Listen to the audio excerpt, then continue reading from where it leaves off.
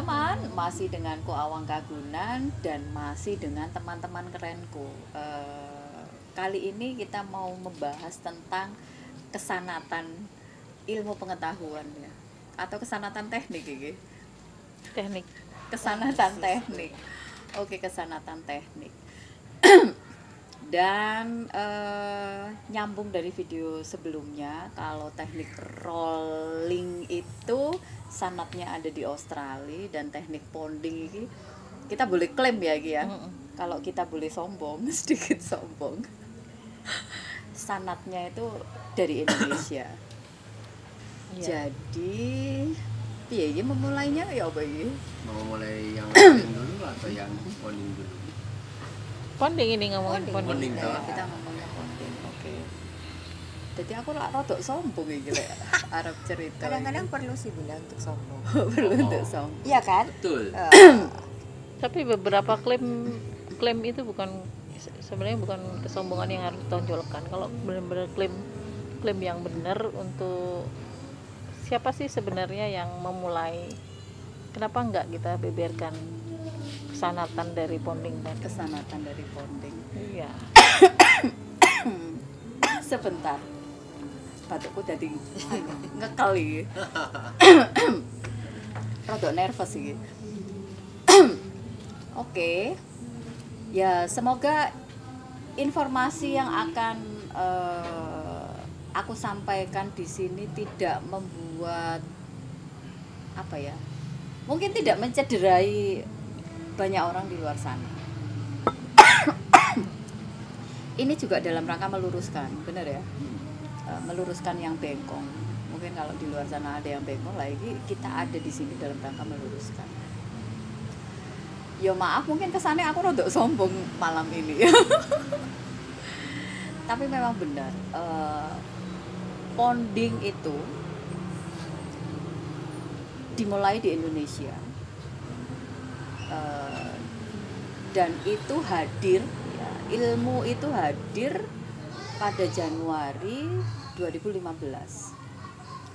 Aku lupa tepatnya tanggal berapa. Kalau nggak salah ingat itu di awal-awal bulan lah, Januari 2015.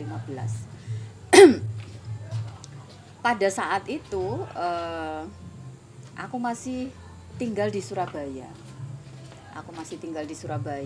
Di mana aku masih bisnis batu bara. Jadi ada hubungannya batu bara dengan ponding tadi? Mungkin ya, bayar utang. Benang merah. Benang merah. Benang merahnya antara batu bara dengan ponding. Bayar utang karma. Sebuah akibat. Karena begini, sebelum aku masuk ke batu bara, aku sempat bisnis furniture, bisnis mebel. Jadi udah ngabisin banyak kayu. Habis itu insaf, pada saat itu krisis moneter berlarut-larut. Habis itu kayu juga makin mahal. Kayu jati, kebetulan konsennya di kayu jati juga makin mahal. Makin susah juga izinnya. Sertifikat, ada proses sertifikasi dan juga. segala macam. Jadi ketika kita beli kayu itu harus jelas asal usulnya. Bahkan pada saat itu kayu kebun yang ditanam di pekarangan itu pun harus ada sertifikasinya, ada penomoran. Jadi agak makin susah dan akhirnya makin mahal. Udah, akhirnya pelan-pelan aku lepasin itu. Terus Itu masih di tahun 2015. jauh sebelum itu. Krisis moneter kok. 90-an. Jauh sebelum itu. Habis itu kebetulan aku juga kerja di sebuah PMA furniture juga. Jadi aku kerja di situ dan aku juga mengerjakan project-project untuk apartemen, untuk kantor kayak gitu-gitu. Sambian. Sampai akhirnya aku resign dari perusahaan itu dan aku benar-benar gedein usahaku sendiri. Terus karena makin susah, cari kayu makin susah, udahlah akhirnya kecemplung ke batu bara. Jadi abis ngabisin kayu, ngabisin Batu. alam lagi. Dolanan watu. dolanan watu, ngerusak alam lebih banyak. Karmane makin gede. Ya mungkin saat itu Tuhan lagi cari cara. Iki opo cara menyadarkan anak iki piye gitu. Akhirnya 2015 bulan Januari usahaku mulai gonjang-ganjing itu. Batu bara mulai gonjang-ganjing. Terus bukan hanya itu aja, tapi ujian di dalam hidupku itu double, bukan double, triple. Jadi usahaku gonjang-ganjing, rumah tanggaku gonjang-ganjing. Terus pada saat itu kesehatanku juga udah mulai gonjang-ganjing gitu.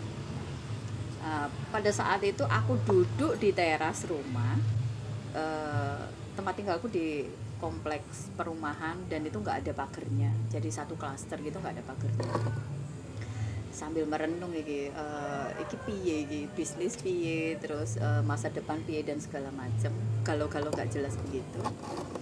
Pasti ono kayu sebelah. Ora. Ada pohon tetangga, itu yang pasti. Kan ini modal awal kan kayu tadi, potongan kayu sisa jati-jati tadi. Nah, kalau di studio itu masih ada sisa-sisa Nah, kejayaan kan masa bener lalu. kan? Di furniture yang ada di dalam studio itu bener sisa-sisa itu. kejayaan masa lalu. Terus ada tetangga 2 rumah dari rumahku itu ada tante-tante motongin pohon jambu kluthuk. Jambu kluthuk itu apa ya? Jambu biji. Batu.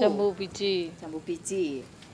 Terus aku teringat memori dengan almarhumah ibuku, karena dulu itu pada saat aku masih kecil-kecil, kalau ada anaknya diare itu dia nggak kasih obat. Jadi diambilin daun jambu Pucukan. batu, pucukane sing nom, dikasih garam grosok ya pada saat itu. Terus Kucek-kucek. Cemplung ke ora diusek-usek, Enggak diremet. ora. Enggak di mama. Ibuku lebih ekstrim. Udah gitu dikasih garam grosok, suruh buka mulut, cemplungin, suruh ngunyah, dan kok bisa sembuh ya. Jadi langsung mampet, diare itu langsung mampet. Aku teringat memori itu. Aku datang ke tante-tante itu, tante bukan tante-tante. Aku mau mutian di bawah gitu. Aku nanya, opo kok dikeprasi tuh? Kenapa kok dipotongin? Jadi beni padang, jadi biar nggak terlalu rimbun. Udah aku ambil. Pada saat itu aku belum tahu tuh mau dipakai apa. Udah tak bawa. Habis itu masuk rumah, begitu nutup pintu, kayak ada yang gerakin. Kayak ono sesuatu yang di luar kesadaranku gitu. Kayak ada yang gerakin. Aku naik kamar, habis itu ambil kaos dalam yang udah nggak kepake. Mereknya Snowman kalau nggak salah, jam Swan, Swan. Swan ya, Swan. Rider, Swan Rider kayak gitu Aku masih pakai itu. Lu Swan masih pakai? ada, iya. Itu yang paling original kartun. Itu jadul banget.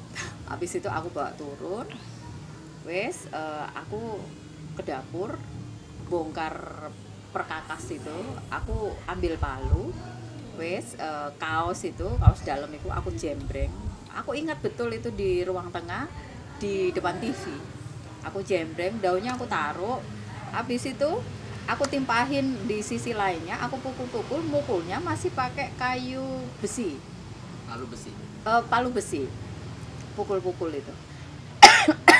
Pada saat itu udah keren banget. Tapi kalau dibandingin sekarang ya udah jauh. Tapi pada saat itu aku takjub. Kok api ya? Api itu yang ada di kepalaku sederhana. Ijonya daun nempel. Habis itu bentuknya itu ya kayak bentuk daun. Habis itu serat-seratnya itu napak gitu. Jadi bagian serat itu putih-putih, terus yang lainnya ijonya itu pada nempel. Walaupun pada saat itu belang-belonteng. Tapi bagiku saat itu udah keren banget.